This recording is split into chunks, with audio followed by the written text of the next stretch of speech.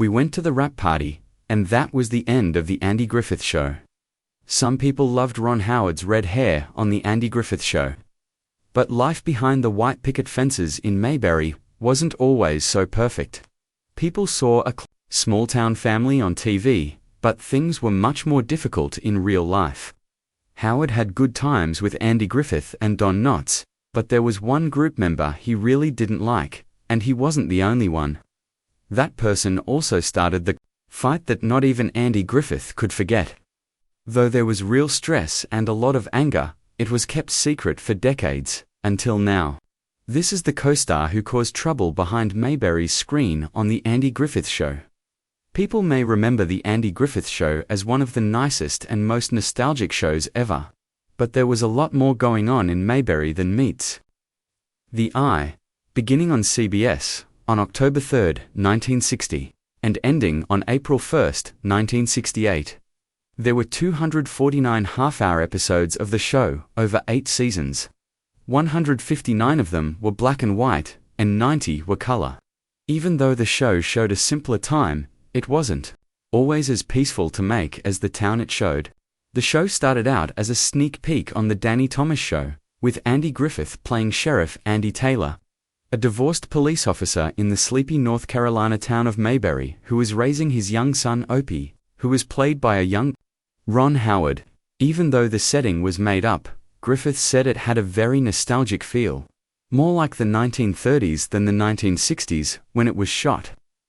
Griffith later thought about how it captured the magic of the show. It was of a time gone by. People in the show quickly became well-known American stars. There was Deputy Barney Fife, played by Don Knotts, who was too eager to please and hilariously foolish. Frances Bavier played Aunt Bee, who was kind and steady, and Opie, who was smart but grounded. Fans thought that they were like a beautiful family and that their relationships seemed to be based on real life. Even though the Andy Griffith Show was mostly funny, there were times when things didn't go smoothly. Off-camera, tensions were high because personalities and egos didn't always get along. For decades, one fight between Andy Griffith and a fellow cast member would stay out of the public eye while the cameras were rolling. But Mayberry could not keep secrets forever. Even so, the show was a huge hit. It never got lower than 7th in the Nielsen ratings, and at the end of its last season, it was the #1 show, which doesn't happen very often. That honor is only shared by I Love Lucy and Seinfeld. During the show's run, Griffith never won an Emmy, but his co-stars Knotts and Bavier did, each taking home 6. There were spin-offs like Gomer Pyle, USMC, a reunion movie in 1986, and the continuing show, Mayberry RFD, that carried on the story. Fans still enjoy Mayberry every year at a festival in Griffith's hometown of Mount Airy, North Carolina. They are still attached to a town that never really existed, and a show that wasn't simple behind the scenes. But while people were still interested in the story of Mayberry, one boy on that set was quietly getting ready for a life beyond the front porch and fishing pole. About Ron Howard. Today, Ron Howard is known as a famous and respected director in Hollywood, but before he became a director, he was America's favorite blonde boy on one of the most popular shows. Ronald William Howard was born in Duncan, Oklahoma. On March 1, 1954, he came from a family in show business. Rance Howard was his father. He was an actor, writer, and director. Born Rance Beckenholt, he changed his stage name to Howard. At the time of Ron's birth, Rance was in the U.S. Air Force for 3 years. The fact that his mother, Jean Spiegel Howard, was also an actress made show business a family business from the start. Ron's family tree includes German, English, Scottish, Irish, and Dutch ancestors. His American roots were similar to the good people he would play. He got some of his education on the sets of studios like Desilu, where he was taught as a child actor, and some in Burbank, California, at schools like John Burroughs High School. He later went to the prestigious School of Cinematic Arts at USC, but did not finish. He was already being pulled somewhere else by his calling. Ron Howard had already done a lot of great things by the time he was 5 years old. He got his start in movies with The Journey, Soon after, he was in TV shows like The Twilight Zone, The DuPont Show with June Allison, Dennis the Menace, and The Many Loves of Dobie Gillis. But it wasn't until 1960 that he got the part that would change everything. The Andy Griffith Show had Opie Taylor on it. He played Sheriff Andy Taylor's young son, Andy Griffith, for all 8 seasons of the show. At the time, he was known as Ronnie Howard. Howard once remembered that on his first days on set, he was busy with a toy turtle that he had to act like was real and dead. I remember him telling me that it was funny that we had to act like that little turtle was dead, while looking at it, so I remember just a very calm first opinion. The tone of the series was always just the right amount of gentle advice and subtle humor. Even though it ran in the 1960s, the Andy Griffith Show tried to sound like an old-fashioned Americana show. It was classic, made you feel nostalgic, and gave off the warmth of a simpler time.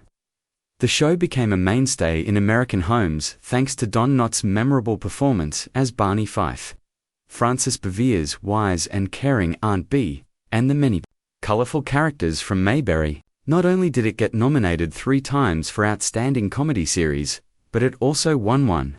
Knotts and Bevere's co-stars won a total of 6 acting Emmys. Howard's work didn't end when the Andy Griffith Show did, though in fact, it got stronger. His second big break came in 1974, when he played Richie Cunningham on Happy Days. From A Short Part of Love, American Style, a hit show quickly grew out of it.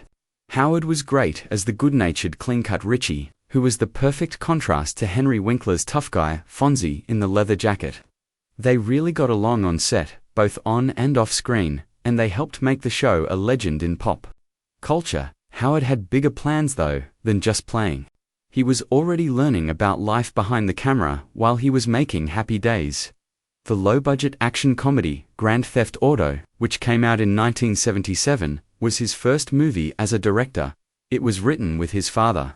The chance was part of a smart deal with Roger Corman, the director. Howard would be an eat my dust if he could direct his own movie. It was a big change.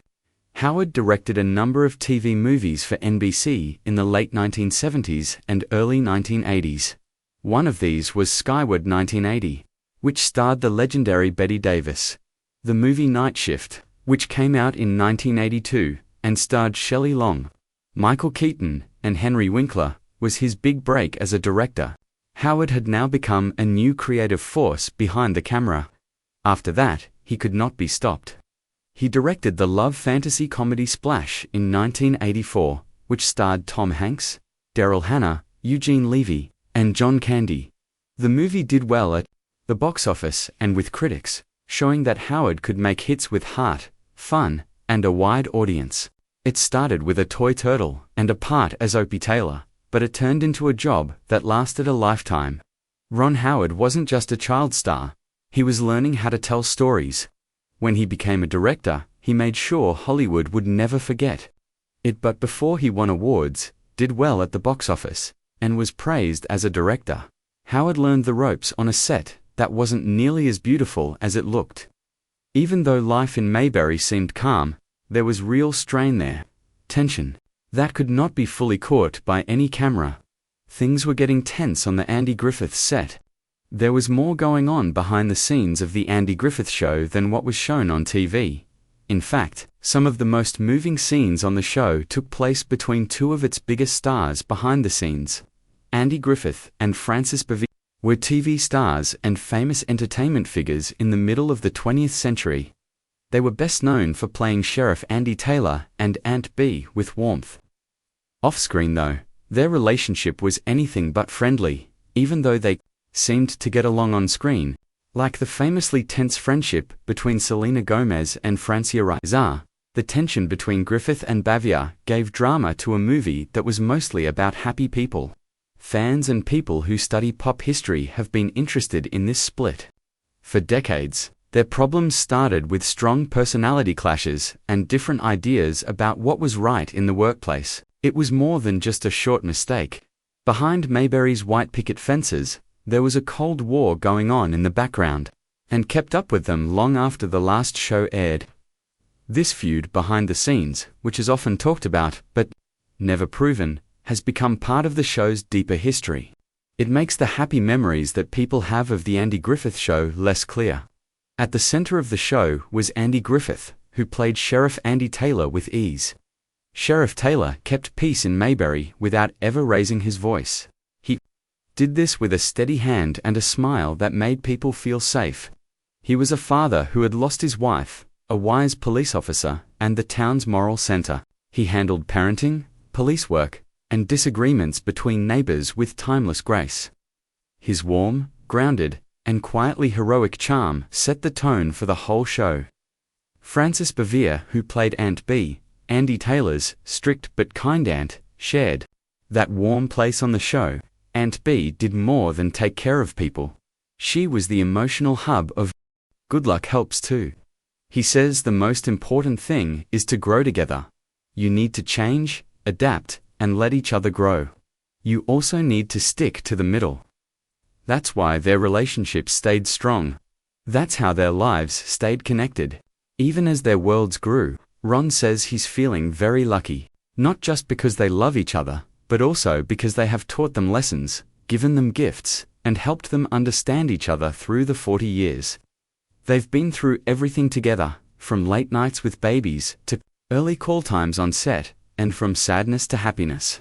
As a treat for Cheryl's birthday in 2023, Ron drove her around in that same mint green VW Bug.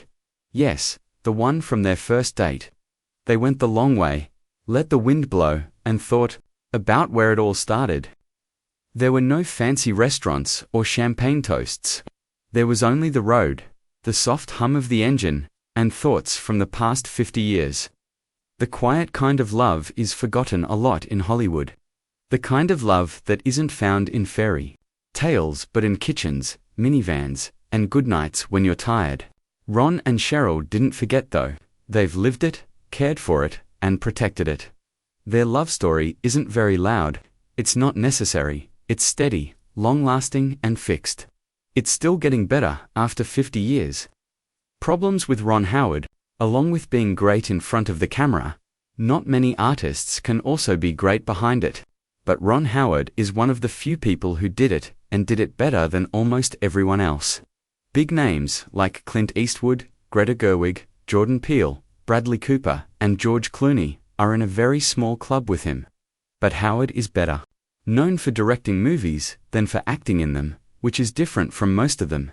It all began on TV. In the 1960s and 1970s, his face was on everything. Howard became one of the most beloved child stars in America when he played Little Opie on The Andy Griffith Show, and then Richie Cunningham on Happy Days. But there was someone looking and learning behind that friendly face, getting ready for something much bigger. He tried his hand at directing with the crazy little movie Grand Theft Auto in 1977. It wasn't about the video game. It happened quickly, got messy, and had a lot of heart. Howard became a well-known name in Hollywood after that, but it didn't happen all at once. He had to trip a few times. He made the fun love fantasy splash with Tom Hanks and the brave adventure Willow in the 1980s. They showed off his skills, but not everyone was impressed yet. It didn't get better in the 1990s either. Some critics started to wonder if he'd ever make a great movie again after a few of his movies didn't do well. Then the 2000s came along, and How the Grinch Stole Christmas and A Beautiful Mind came out the same year. At this point, everything changed. There was a real person named John Nash in A Beautiful Mind. He was a very smart scientist who also had mental health problems. It was so strong, so moving, and so memorable. Brooke Shields, Jennifer Connelly, Ed Harris, and Christopher Plummer were in the movie. As early as a year ago, many people thought it would sweep, and it did. Howard won the award for Best Director, and the movie won for Best Picture, Best Supporting Actress, and Best Changed Script. But not all of them were cheering. Some people were mad. Some very important facts about Nash's life were left out. All that was missing was his body, the child he had outside of marriage, and the fact that he didn't take care of that kid. Howard was criticized for watering down the truth. He later said those parts were cut out so the focus could be on the main point of the story. But that didn't stop the criticism. Howard wasn't upset about the attack itself. He was upset about how it was affecting Nash. He said that went too far. Who did Ron Howard hate the most? Ron Howard has become known as Hollywood's calmest storm, even though he has been in the public eye for almost 7 decades. He's steady and quiet. Studios trust these directors when they just want to get things done and don't want any drama. But even that man has lines he won't let other people cross. And those lines have become more clear over the last few years. Howard once made Hillbilly Elegy, J.D. Vance's best-selling autobiography, into a well-known Netflix movie. Howard took a lot of care with this project, focusing on how tough and resilient Vance's upbringing was. Politics weren't a big part of their talks at the time. Vance was not a senator at that time. He had nothing to do with politics. That worked out great for Howard. He didn't want to work with someone on policy. It was his wish to find a story. Howard used to try to understand this man, but he has changed since then. Vance is now a politician, and he might be about to become vice president. So what does he say now? It's not at all like the guy Howard used to know. Without making a big deal out of it, the director has made it clear that he's shocked and upset by what Vance has turned into. Howard doesn't like to make a scene. He's never been that way. But something broke this time. He has spent his whole career staying out of trouble, so his latest tone was significant. The change wasn't just about politics. It was also about people. Like another time in his life, many years ago, when a co-star who seemed nice made things on set anything but good. There was a time when Ron Howard was a kid star on The Andy Griffith Show, which was America's favorite feel-good show. It looked like a lot of fun on TV. What was really going on in Mayberry wasn't always happy, though on-screen, most fans thought the group got along just fine. Off-screen, but young Ron was afraid to share scenes with Frances Bevier, who was better known as Aunt B. He never felt like the loved child that America thought he was, because she was mean and cold to him. The crowd saw an aunt who was lovingly taking care of her nephew, but Howard saw someone who was stiff, demanding, and hard to connect with. Even after many years, Howard never claimed that Aunt B was his favorite memory when asked about his time on the show. Howard didn't say anything back then. Of course, as a child, he played OPI. He kept his head down, did his job, and smiled the whole time. But there were times when that smile fell, like when Opie had to eat jars of Aunt B's notoriously bad pickles in the famous Pickle Story episode. People watching didn't know that Ron hated pickles so much. It's pure misery to eat them over and over for multiple takes, and being in that scene with Bavia was the emotional cherry on top. That tension was hidden for years and never fully dealt with, but later, people who knew the group behind the scenes would confirm it. Howard and Bavia did not get along at all. She wasn't mean, but she was cold. She never got close to him. Even as he got older, he could still remember that space. It stuck with me, not in an angry way, but in a clear way. Howard knew from a young age what it was like to work with someone who made you feel bad about yourself. Some of J.D. Vance's comments went against the open story Howard used to tell, which brought up an old memory. It was more than just politics. It had to do with trust, understanding, and being surprised by someone you thought you knew. He didn't need to tell anyone to go away. There was enough to say in the quiet between his words. Howard had also been criticized for A Beautiful Mind. Many years before this, the movie won a lot of Oscars, but some people didn't like it because it left out important facts about John Nash. It made me remember how dangerous it can be to tell someone else's story, especially if that person is difficult. Someone will notice if you smooth out the edges. Someone will complain if you say too much. The speaker has to carry the weight in either case. Now that Howard can see Vance's rise in politics, he is carrying another. Not because the movie was bad, but because the man who was in it changed into someone else. He felt the same pain many years ago, when he had to act warm for Aunt B, even though she was actually cold. What did Howard learn? Do not guess what the smile means. A cozy story, a likable character, and a book that sold a lot of copies. None of it proves that it is real. People can change. They might let you down. They can change the plot of their own stories in ways that make you wonder why you ever tried to help them tell them in the first place. Howard isn't angry though. He has changed. Having gone from being a shy kid actor to a director with Oscars and decades of Hollywood trust, he knows how to pick his moments. And this political moment was important enough to talk about. He didn't go on and on, he didn't attack. People thought of one thing when he spoke. Pay close attention, question everything, and please vote. Because the stories we believe today affect the news stories we read tomorrow. And Ron Howard knows better than anyone how easy it is for a figure to trick an audience. He's seen it happen. On TV, in movies, and now on theater stages across the country. What movie did you see by Ron Howard? Write your answer in the box below. Do what Mad says and click on the next movie that comes up on your screen. It will be fun for you.